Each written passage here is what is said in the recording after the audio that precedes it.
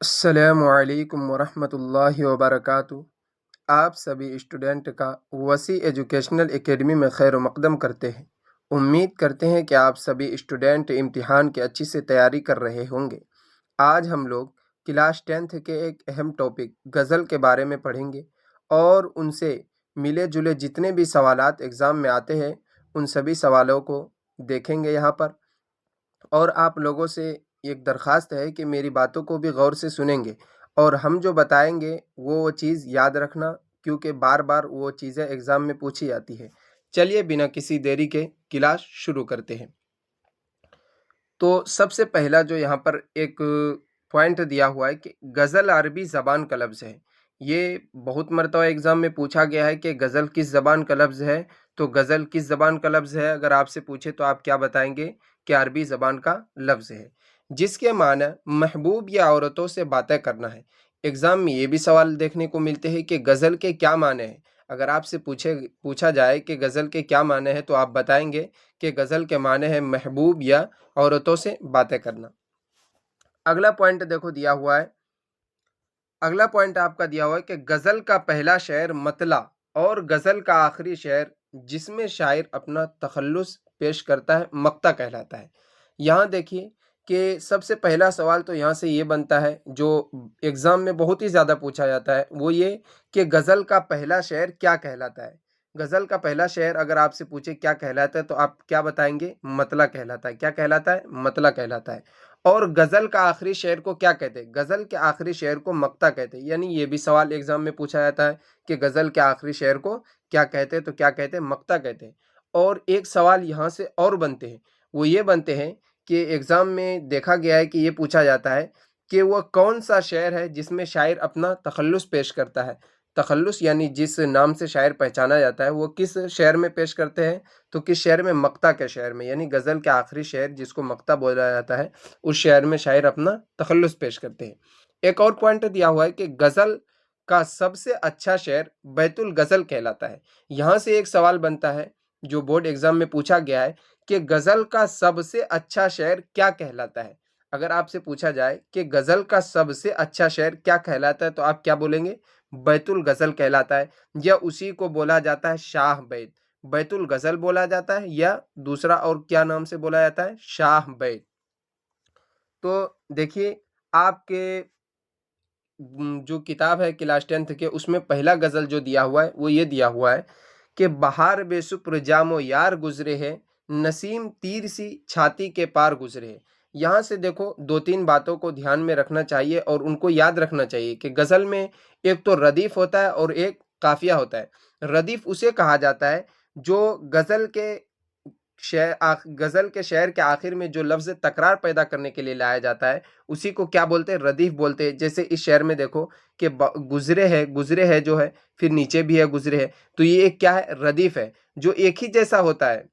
एक ही जैसा होता है और गज़ल के शेर में बार-बार ये हर शेर के दूसरे मिसरे में क्या होता है ये? रदीफ़ गज़ल में होता है। और रदीफ़ से ठीक पहले आने वाला लफ्ज़ जो होता है, जैसे यहाँ पर यार है और नीचे क्या है? पार है, तो इसको क्या बोलते हैं? काफ़िया बोलते हैं। और गज़ल जो होता है, उसके पहले शेर को याद रखोगे तो बहुत फ़ायदा होता है। वो ये होता है कि एग्ज़ाम में जो पूछा जाता है, गज़ल का पहला शेर नहीं, अक्सर देखा जाता है कि दूसरा शेर पूछा जाता है, तो वो आप कैसे पता लगाएँगे? अगर आपको रदीफ़ मालूम होगा तो गज़ल का दूसरा शेर भी होगा तो आप आसानी से बता देंगे, क्योंकि रदीफ़ जो है गज़ल के हर एक शेर में रदीफ़ जो होता है एक ही होता है। यहाँ पर देखिए पहला पॉइंट दिया हुआ है कि मिर्ज़ा मोहम्मद रफ़ी सौदा, यानी इस गज़ल के जो मुसन्निफ़ है वो कौन है? मिर्ज़ा मोहम्मद रफ़ी सौदा। अगर आपसे पूछा जाए कि इस गज़ल के मुसन्निफ़ कौन है तो क्या बताएंगे आप? मिर्ज़ा मोहम्मद रफ़ी सौदा। मिर्ज़ा मोहम्मद रफ़ी सौदा दिल्ली में 1713 में पैदा हुए। ये भी एग्ज़ाम में सवाल पूछा गया है कि मिर्ज़ा मोहम्मद रफ़ी सौदा कहाँ पैदा हुए? तो कहाँ पैदा हुए? दिल्ली में पैदा हुए। और अगर आपसे ये पूछा जाए कि उनकी वफ़ात कहाँ हुई थी? तो कहाँ हुई थी? लखनऊ में हुई थी। और कब हुई थी? 1781 में। अगला पॉइंट देखिए क्या दिया हुआ है। अगला एक पॉइंट दिया हुआ है, क्या दिया हुआ है कि सौदा सबसे बड़े कसीदा निगार है। ये भी एग्जाम में बहुत ही ज्यादा बार पूछा गया है कि सबसे बड़ा कसीदा निगार कौन है? तो कौन है? सौदा, यानी मिर्ज़ा मोहम्मद रफ़ी सौदा वो सबसे बड़े कसीदा निगार है, इसको भी याद रखिए। अब यहाँ पर देखिए एक सवाल दिया हुआ है, क्या दिया हुआ है? पहले शेर पढ़ लेते हैं। बहार बेशुक्र जामो यार गुज़रे है, नसीम तीर से छाती के पार गुज़रे है। ये गज़ल का कौन-सा शेर है? क्या मतला है, मक्ता है या मतला है, हुस्ने मतला है या तखल्लुस है? तो आपको पता होगा कि ये क्या है? गज़ल का पहला शेर है और गज़ल के पहला शेर को क्या बोलते हैं? शुरू में ही बता दिए है, गज़ल के पहला शेर को क्या बोलते हैं? मतला बोलते हैं। यहाँ पर option number B correct answer हो जाएगा। और मक्ता किसे बोलते हैं? मक्ता बोलते हैं गज़ल के आखिरी शेर को मतला बोलते हैं। और अगर किसी गज़ल में दूसरा मतला भी आ जाए तो उसको क्या बोलते हैं? हुस्ने मतला बोलते हैं। ये भी एग्ज़ाम में पूछा जाता है कि अगर किसी गज़ल में दूसरा मतला आ जाए तो उसको क्या बोलते हैं? तो उसको क्या बोलते हैं? हुस्ने मतला बोलते हैं। क्या बोलते हैं? हुस्ने मतला बोलते हैं। अगला सवाल देखिए क्या दिया हुआ है। अगला सवाल आपका यहाँ दिया हुआ है कि सौदा को लखनऊ आने की दावत किसने दी? क्या नवाब आसिफुद्दौला ने या नवाब शुजाउद्दौला ने, शाह हातिम ने या काबुल? तो यहाँ पर जो इसका जवाब आएगा वो क्या आएगा कि नवाब शुजाउद्दौला ने, यानी ऑप्शन नंबर बी इसका करेक्ट आंसर हो जाएगा। यहाँ से एक और सवाल पूछा जाता है, यहाँ कंफ्यूज नहीं होना है। दावत तो लखनऊ आने की दावत तो नवाब शुजाउद्दौला ने दी थी, लेकिन वो लखनऊ गए कब थे? जब नवाब आसिफुद्दौला जब लखनऊ के नवाब बने थे उस टाइम गए थे, यानी कि नवाब शुजाउद्दौला की वफात हो गई थी, उनके बेटे नवाब आसिफुद्दौला के ज़माने में सौदा लखनऊ पहुंचे थे। लेकिन अगर आपसे ये पूछ लें कि लखनऊ आने की दावत किसने दी थी, तो किसने दी थी? नवाब शुजाउद्दौला। और यहाँ पर एक और नाम देखिए, शाह हातिम। शाह हातिम कौन थे? सौदा के उस्ताद थे। यानी एक सवाल और पूछा जाता है कि सौदा किसके शागिर्द थे? तो आप क्या बताएंगे किसके शागिर्द थे? शाह हातिम के वो क्या थे? शागिर्द थे। चलिए अगला सवाल देखते हैं। यहाँ पर एक और वर्ड आपको दिख रहा होगा कि काबुल। ये क्या है? ये काबुल से मतलब इनके खानदान वाले जो लोग थे वो काबुल से दिल्ली तिजारत के गर्ज से आए और यहीं पर बस गए। अगला सवाल देखते हैं क्या दिया हुआ है। अगला सवाल आपका जो दिया हुआ है वो 2 नंबर का सवाल है और ये एग्जाम में बार-बार देखते पूछा जाता है। वो है कि नसीम तीर सी छाती के पार गुजरे है से शायर की क्या मुराद है? जवाब, महबूब के ना होने की वजह से नसीम शहर यानी सुबह की हवा शायर को फरहत और ताजगी देने के बजाय तीर की तरह चुभ रही है। यानी खुशी और ताजगी देने के बजाय वो क्या है? तीर की तरह चुभ रही है सुबह की हवा। मुराद यही है कि वो तकलीफ दह महसूस हो रही है। सुबह की हवा हर किसी को अच्छा लगता है, लेकिन शायर को क्या है? तकलीफ दह महसूस हो रही है। चलिए दूसरा गज़ल देखिए, आपके दरसी किताब में क्या दिया हुआ है? वो ये दिया हुआ है कि लाई हयात आए क़ज़ा ले चली चले, अपनी खुशी न आए न अपनी खुशी चले। यहाँ पर जो ये चले वर्ड है, इसको क्या बोलते हैं? इसको रदीफ बोलते हैं। क्या बोलते हैं? रदीफ बोलते हैं। जो एक ही जैसा होता है और रदीफ से ठीक पहले आने वाला जो लफ्ज़ होता है, उसको क्या बोलते हैं? काफ़िया बोलते हैं। चली और खुशी क्या है? काफ़िया। एक जैसा तो नहीं होता लेकिन पढ़ने में एक जैसा लगता है, जैसे चली, खुशी, ये क्या है? काफ़िया है। तो इस शेर के जो मुसन्निफ़ है वो कौन है? शेख मोहम्मद इब्राहिम ज़ौक़। इस शेर के मुसन्निफ़ कौन है? शेख मोहम्मद इब्राहिम ज़ौक़। ये 1789 में पैदा हुए और 1854 में इनकी वफ़ात हो गई। ये ज़ौक़ क्या है? ज़ौक़ शेख मोहम्मद इब्राहिम ज़ौक़ जो है, ज़ौक़ तख़ल्लुस है और शेख मोहम्मद इब्राहिम इनका नाम है। अगला पॉइंट देखो दिया हुआ है, ये एग्ज़ाम में बहुत ही बार पूछा गया है, वो ये कि बहादुर शाह ज़फ़र की उस्तादी का फ़ख्र हासिल हुआ। यानी सवाल एग्ज़ाम में ये दिया जाता है कि बहादुर शाह ज़फ़र की उस्तादी का फ़ख्र किसको हासिल हुआ? किसको हासिल हुआ था? इब्राहिम ज़ौक़ को। किसको हासिल हुआ था? इब्राहिम ज़ौक़ को। यानी शेख मोहम्मद इब्राहिम ज़ौक़ जो थे वो बहादुर शाह ज़फ़र के उस्ताद बनने का उनको फ़ख्र हासिल हुआ था। और एक और यहाँ एक और पॉइंट दिया हुआ है कि खाकान हिंद और मुल्क शुरा के खिताब से नवाजे गए थे। कौन नवाजे गए थे? कौन नवाजे गए थे? इब्राहिम ज़ौक़। यानी शेख मोहम्मद इब्राहिम ज़ौक़ खाकान हिंद और मुल्क शुरा के खिताब से नवाजे गए थे। और ये एग्ज़ाम में बार-बार पूछा जाता है कि मुल्क शुरा के खिताब से किसे नवाजा गया था? तो किसे नवाजा गया था? इब्राहिम ज़ौक़ को। चलिए अगला सवाल देखते हैं क्या दिया हुआ है। अगला यहाँ पर एक सवाल दिया हुआ है कि जाते हुए शौक में है इस चमन से ज़ौक़, अपनी बला से बाद सबा अब कभी चले। सवाल, इस गज़ल के मुसन्निफ़ का नाम बताएं। पहले तो आप ये बताएं कि ये गज़ल का जो शेर है ये मतला है कि मक्ता है, ये कमेंट बॉक्स में आप बताएंगे कि ये गज़ल का जो ये शेर है मतला है कि मक्ता है, ये हुस्न मतला है। तो चलिए यहाँ पर ये सवाल दिया हुआ है कि इस गज़ल के मुसन्निफ़ का नाम बताएं। इस गज़ल के मुसन्निफ़ कौन है? क्या शेख मोहम्मद इब्राहिम ज़ौक़ है, मिर्ज़ा मोहम्मद रफ़ी सौदा है, शाद अज़ीम आबादी है या मिर्ज़ा गालिब है? यहाँ पर देखो, आप देखेंगे चले, ऊपर अभी जो एक गज़ल जो हमने पढ़ी थी वो क्या था कि लाई हयात आए क़ज़ा ले चली चले। चले जो वहाँ क्या था, रदीफ़ था। तो इसका मतलब क्या है कि शेख मोहम्मद इब्राहिम ज़ौक़ का जो अभी हमने ऊपर में पहला गज़ल का पहला शेर जो पढ़ा था उसमें चले जो क्या था, रदीफ़ था। इसी तरह याद रखने का ये जो क्या है, ट्रिक है। अगर आप रदीफ़ याद रखते हैं तो मुसन्निफ़ बताने में बहुत आसानी होगी। यानी ऑप्शन नंबर ए इसका करेक्ट आंसर हो जाएगा।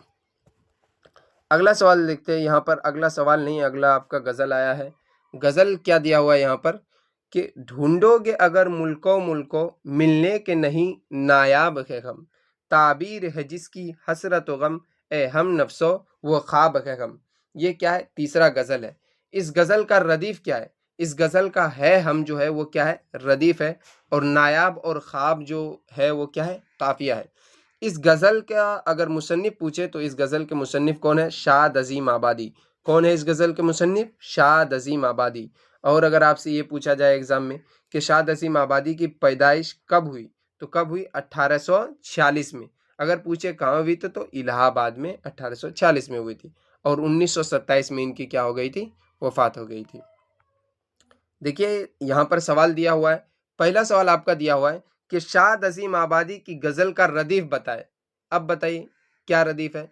जैसे इसके गज़ल का पहला तो एक शेर याद होना चाहिए। जैसे कौन सा शेर है कि ढूंढोगे अगर मुल्को मुल्को मिलने के नहीं नायाब है हम, ताबीर है जिसकी हसरत व गम, ए हम नफ्सो वो ख्वाब है हम।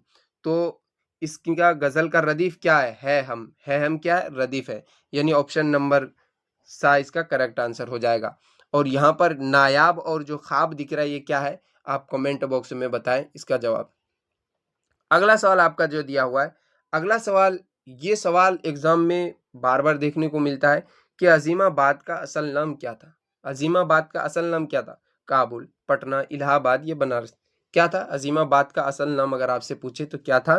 पटना। यानी ऑप्शन नंबर बी इसका करेक्ट आंसर हो जाएगा। अगला गज़ल आपका दिया हुआ है, गज़ल नंबर 5। क्या दिया हुआ है कि आलाम रोज़गार को आसान बना दिया, जो गम हुआ उसे गम जाना बना दिया। यहाँ पर जो बना दिया है वो क्या है, रदीफ़ है। और आसमां और जाना ये दोनों क्या है, काफ़िया है। ये याद रखना चाहिए। यहाँ पर देखिए, अगर आपसे पूछे कि इस गज़ल के मुसन्निफ़ का नाम बताएं तो आप क्या बताएंगे? असगर गोंडवी। इस गज़ल के मुसन्निफ़ का नाम क्या है? असगर गोंडवी। और अगर आपसे पूछे ये पैदा कब हुए थे तो 1884 में पैदा हुए और 1936 में इनकी क्या हो गई थी, वफ़ात हो गई थी। पहला सवाल आपका यहाँ दिया हुआ है, क्या दिया हुआ है पहला सवाल आपका कि असगर गोंडवी का असल नाम क्या है? मोहम्मद असगर, असगर मोहम्मद, असगर हुसैन या असगर गोंडवी? ये सवाल एग्जाम में पूछा जाता है। ये सवाल एग्जाम में क्या है, पूछा जाता है। असगर गोंडवी का असल नाम क्या है? असगर हुसैन है। क्या है? असगर हुसैन। यानी ऑप्शन नंबर सी इसका करेक्ट आंसर हो जाएगा। अगर आप लोगों को वीडियो अच्छा लग रहा हो तो इसको दोस्तों तक शेयर कीजिए और लाइक कीजिए और सब्सक्राइब कीजिए और कमेंट बॉक्स में बताएं कि आपको वीडियो कैसा लग रहा है, ताकि हमें भी बनाने में अच्छा लगे। चलिए अगला सवाल देखते हैं क्या दिया हुआ है।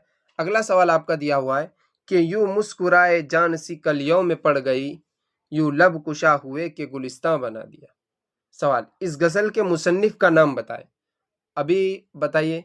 अगर आपको देखेंगे कि एग्ज़ाम में अक्सर ज़्यादातर दूसरा या तीसरा शेर दिया हुआ रहता है। अब आप इसको कैसे बताएंगे? कैसे बताएंगे तो डरना नहीं है, कैसे बताएंगे? रदीफ से पता करेंगे। हर गज़ल का अगर आपको पहला शेर याद होगा तो आप आसानी से इन सवालों को बना लेंगे। तो देखेंगे अभी जो ऊपर गया कि इस गज़ल का पहला शेर क्या है कि आलाम रोज़गार को आसान बना दिया। बना दिया वो क्या है, रदीफ़ है। तो इसका मतलब क्या है, इस गज़ल के मुसन्निफ़ का अगर नाम पूछे तो क्या है, असगर गोंडवी। यानी ऑप्शन नंबर 4 इसका करेक्ट आंसर हो जाएगा। इस गज़ल के मुसन्निफ़ का नाम क्या है? असगर गोंडवी।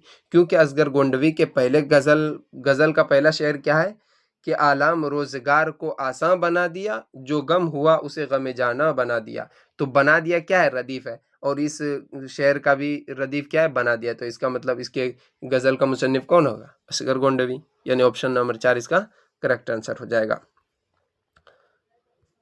अगला आपका यहाँ पर फिर गजल आया है, वो क्या है?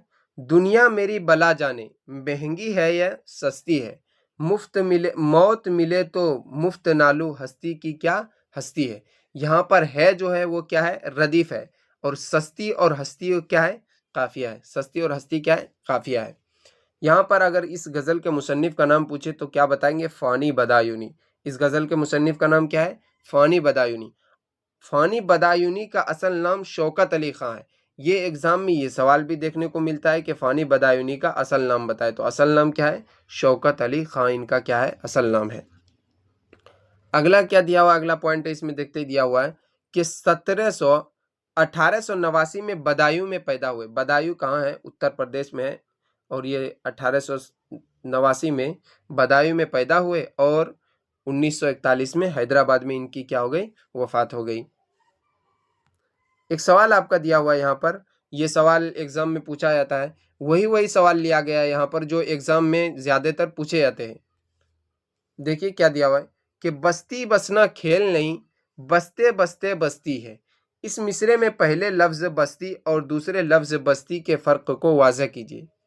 यहाँ पर देखिए, यहाँ पर भी बस्ती दिख रहा होगा आपको और यहाँ पर भी बस्ती दिख रहा होगा। तो इसके माने बताना है कि पहले बस्ती के लफ्ज के माने क्या है और दूसरे बस्ती के लफ्ज के माने क्या है। जवाब, शायर इस शेर में कह रहा है कि कोई शहर फौरन आबाद नहीं हो जाता, बल्कि उसे आबाद होने में एक लंबा अरसा लगता है। इसमें पहला लफ्ज बस्ती का लफ्ज शहर के माने में इस्तेमाल हुआ है। यानी पहला लफ्ज जो बस्ती का वो किसके माने में इस्तेमाल हुआ है? शहर के माने में। किसके माने में इस्तेमाल हुआ है वो? शहर के माने में। किसके माने में इस्तेमाल हुआ है वो? शहर के माने में। यानी पहला लफ्ज जो बस्ती है वो किसके माने में इस्तेमाल हुआ? शहर के माने में। और दूसरा बस्ती का लफ्ज आबाद होने के माने, यानी कोई भी बस्ती एक मुद्दत के बाद ही आबाद होती है। दूसरा बस्ती का लफ्ज किसके माने में है? आबाद होने के माने में है। अगला गजल आपका दिया हुआ है, अगला गजल आपका दिया हुआ है कि अदब ने दिल के तकाजे उठाए हैं क्या क्या, हौस ने शौक के पहलू दबाए हैं क्या क्या। यहाँ है क्या क्या जो है वो क्या है? रदीफ है। और उठाए और दबाए क्या है? काफिया है। अगर इस गजल के मुसन्निफ का नाम अगर आपसे पूछे तो क्या है? यास यगाना चंगेजी। इस गजल के मुसन्निफ का नाम क्या है? यास यगाना चंगेजी। और अगर आपसे पूछे कि यास यगाना चंगेजी का असल नाम क्या है तो असल नाम क्या है? मिर्ज़ा वाजिद हुसैन। असल नाम क्या है इनका? मिर्ज़ा वाजिद हुसैन। और ये 1883 में पैदा हुए और 1956 में इनकी क्या हो गई थी? वफात हो गई थी। अब देखते हैं कुछ अहम सवालात। इन सवालों के जो जवाब है वो देखते हैं क्या क्या दिया हुआ है यहाँ पर। पहला सवाल दिया है, सौदा के गजल का रदीफ बताए। अब बताइए, क्या गुजरे हैं चले है हम बना दिया। तो आपको कैसे पता चलेगा इसके गजल का रदीफ? तो पहला शेर याद होना चाहिए। सौदा के गजल का पहला शेर क्या है? कि बहार बेसुप्र जामो यार गुजरे है, नसीम तीर से छाती के पार गुजरे है।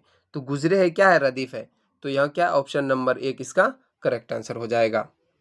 अगला सवाल देखते क्या दिया हुआ है। अगला सवाल आपका दिया हुआ है कि असगर गोंडवी का असल नाम क्या है? असगर गोंडवी का असल नाम क्या है? क्या मोहम्मद असगर, मिर्जा वाजिद हुसैन, शौकत अली खां या असगर हुसैन। तो असगर गोंडवी का असल नाम क्या है? असगर हुसैन है। यानी ऑप्शन नंबर 4 इसका करेक्ट आंसर हो जाएगा। और मिर्जा वाजिद किसका नाम है? अभी ऊपर पे पढ़ा गया था, तो मिर्जा वाजिद किसका नाम है? मिर्जा वाजिद हुसैन किसका नाम है? तो यास यगाना चंगेजी का। और अगर आपको कमेंट बॉक्स में बताना है कि शौकत अली खां किसका असल नाम है। ठीक है, अगला सवाल देखते क्या दिया हुआ है। अगला सवाल आपका दिया हुआ है कि सवाल, बहादुर शाह जफर के उस्तादी का फख्र किसको हासिल हुआ? सौदा को या इब्राहिम ज़ौक को या फानी को या शाद अजीम आबादी को। तो बहादुर शाह जफर के उस्तादी का फख्र किसको हासिल हुआ था? किसको हासिल हुआ था? ज़ौक को। यानी ऑप्शन नंबर 2 इसका करेक्ट आंसर हो जाएगा। अगला सवाल देखते क्या दिया हुआ है। अगला सवाल आपका दिया हुआ है कि उर्दू के सबसे बड़े कसीदा निगार कौन है? ज़ौक है, सौदा है, गालिब है या असगर गोंडबी है। कौन है? उर्दू के सबसे बड़े कसीदा निगार कौन है? मिर्ज़ा मोहम्मद रफ़ी सौदा, यानी ऑप्शन नंबर 2 इसका करेक्ट आंसर हो जाएगा। और अगर आपसे पूछे कि दूसरा कौन है, दूसरा कौन था? ज़ौक़। कौन थे? ज़ौक़। अगला सवाल देखते हैं क्या दिया हुआ है। अगला सवाल आपका दिया हुआ है कि लफ्ज़ हयात का मुतज़ाद क्या है? क्या क़ज़ा, क़ज़ा के मतलब क्या आते हैं? मौत, ज़िंदगी, आखिरत, फ़ना। तो लफ्ज़ हयात का मुतज़ाद, मुतज़ाद का मतलब होता है उल्टा। हयात का उल्टा क्या होगा? मौत। हयात के माने आते हैं ज़िंदगी और ज़िंदगी का उल्टा क्या होता है? मौत। तो क्या हो जाएगा? ऑप्शन नंबर 1 इसका करेक्ट आंसर हो जाएगा। अगला सवाल देखते हैं क्या दिया हुआ है। अगला और आखिरी सवाल दिया हुआ है। आप लोगों से ये दरख्वास्त है कि अगर आप लोगों को वीडियो अच्छी लगी हो तो लाइक करें और सब्सक्राइब करें और सभी दोस्तों तक इस वीडियो को शेयर करें ताकि वो लोग भी पढ़ लिख के कुछ पढ़ लिख सके और आसानी से एग्ज़ाम पास कर सके। आखिरी सवाल आपका दिया हुआ है कि सवाल नंबर 6, गज़ल का सबसे अच्छा शेर क्या कहलाता है? क्या मतला कहलाता है, हुस्ने मतला कहलाता है, मक्ता कहलाता है या बैतुल गज़ल कहलाता है? इस सवाल का जवाब आप कमेंट बॉक्स में बताएं। और अगर आप लोगों को वीडियो अच्छी लगी हो तो प्लीज़ इस वीडियो को दोस्तों तक शेयर कीजिए और अगर अभी तक आप लोगों ने इस चैनल को सब्सक्राइब नहीं किया है तो चैनल को सब्सक्राइब करें। चलते हैं, अगले वीडियो में मिलेंगे। अस्सलामु अलैकुम।